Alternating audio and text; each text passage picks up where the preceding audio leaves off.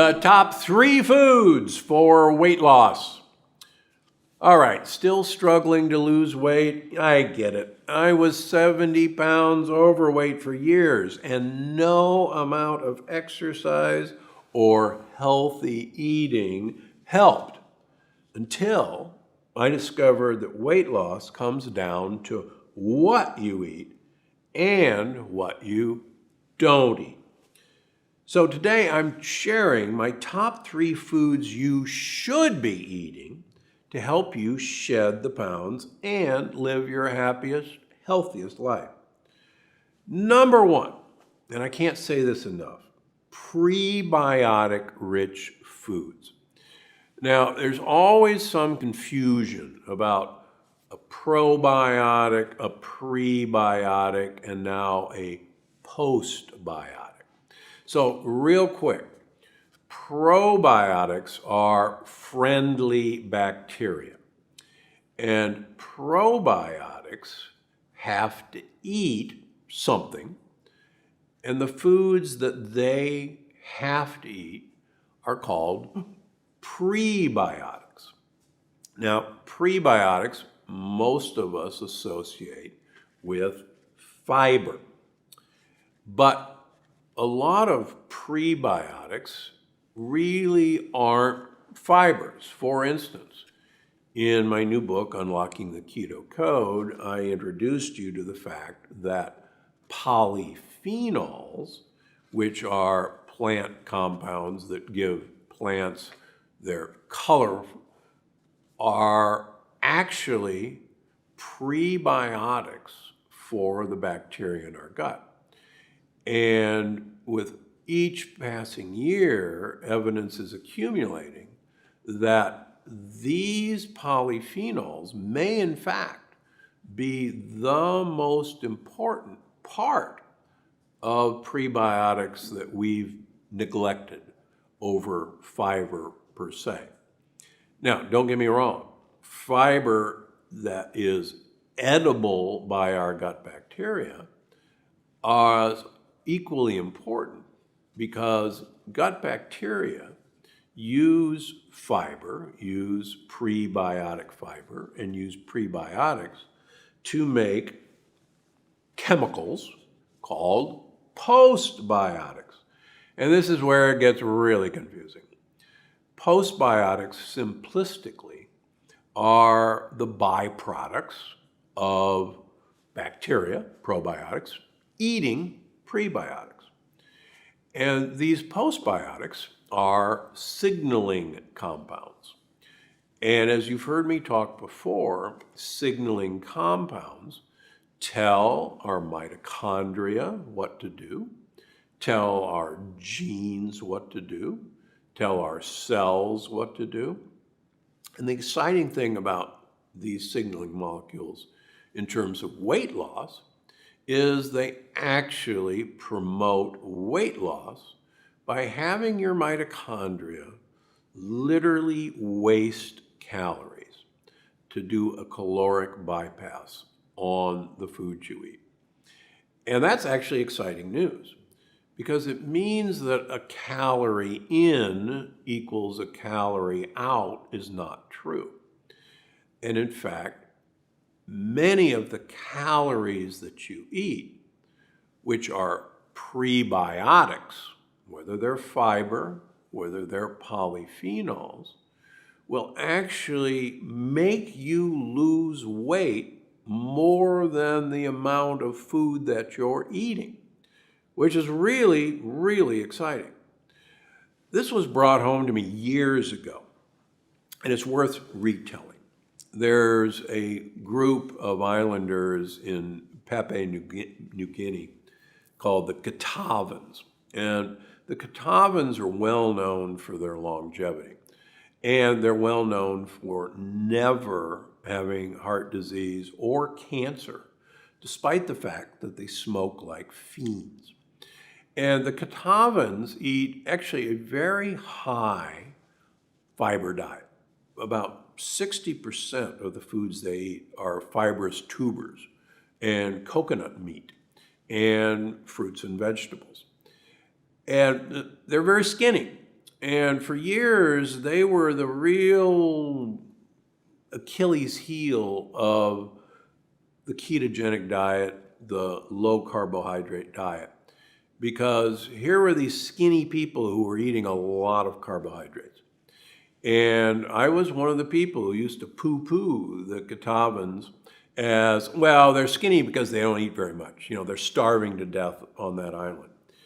Well, it wasn't until the work of Dr. Stefan Lindeberg, who spent his life studying the Catawbans, we learned, in fact, the Catawbans eat a lot of food. And the Catawbans don't exercise like fiends. And it wasn't until we realized that it was the types of foods that they were eating that was promoting mitochondrial uncoupling and weight loss that it all came together. So even though they ate a lot of food, the food that they were eating were feeding their gut bacteria. Their gut bacteria were eating a lot of the calories that they were eating and keeping it for themselves. And then they were making more compounds that additionally help people lose weight. So, long story short, the more fiber-rich foods you get in your diet, the more polyphenols you get in your diet by eating brightly dark-colored vegetables, by using spices. Spices are dense in polyphenols.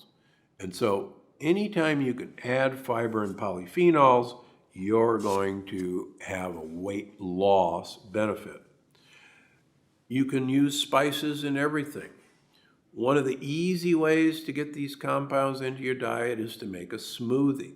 It's really easy to get fiber tasty in smoothies. Now, there are a lot of fiber supplements out there, but beware, a number of fiber supplements, like Metamucil, for instance, are loaded with sugar, or if they're low calorie or no sugar added, they use sucralose, which is Splenda, or any of the other artificial sweeteners, which, believe it or not, kill off your friendly bacteria.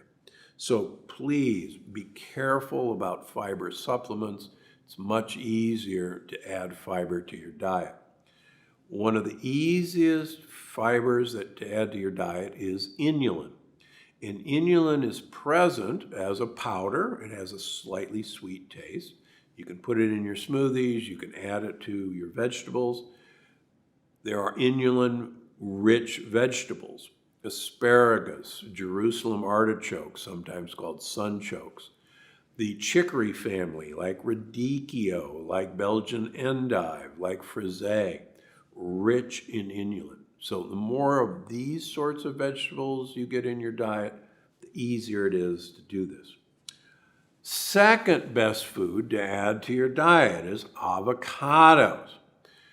I can't say this enough. Do not be afraid of fat. Contrary to popular belief, eating an avocado a day does not make you fat. In fact, avocados do exactly the opposite. I have an entire video entitled, "Does This Food Make You Fat?" about avocados here on YouTube. Avocados actually help you burn calories. Avocados help you absorb the nutrients in food. In fact, there's a very famous study of having people eat salads with and without an avocado. And it was found that the addition of the avocado made people absorb the nutrients, the vitamins and minerals in that salad much better than if the avocado wasn't there in the first place. Avocados have great monounsaturated fat. It's called oleic acid. It's the same fat in olive oil. And avocados are rich in prebiotic fiber. And so these compounds actually help you lose weight. How many should you eat a day? Well, there is a human study that shows the addition of one avocado a day actually improved weight loss over not having the avocado a day. So what the heck? Have an avocado a day, have some guacamole. Please don't put tomatoes in guacamole. That's not supposed to be in guacamole. Have an avocado, take the pit out, put an egg yolk in each hole, put it in the broiler. It's a phenomenal breakfast. It's a phenomenal snack. You can find the recipe in my cookbooks. What can you substitute if you're sensitive to avocado? Well, we have a few people who do react to avocados. It's unusual, but it does happen. In that case, don't have an avocado. Instead, use other sources of fiber rather than an avocado. The number 3 thing that you should add to your diet to help you lose weight is MCT-rich foods. Now, most people have heard of MCT oil, medium chain triglycerides. It's becoming easy to find. Costco even has MCT oil. If you can find C8 MCT oil, that's the one you're looking for. A lot of them will be C8 and C10, and those are okay. Coconut oil does not have the same benefits as MCT oil.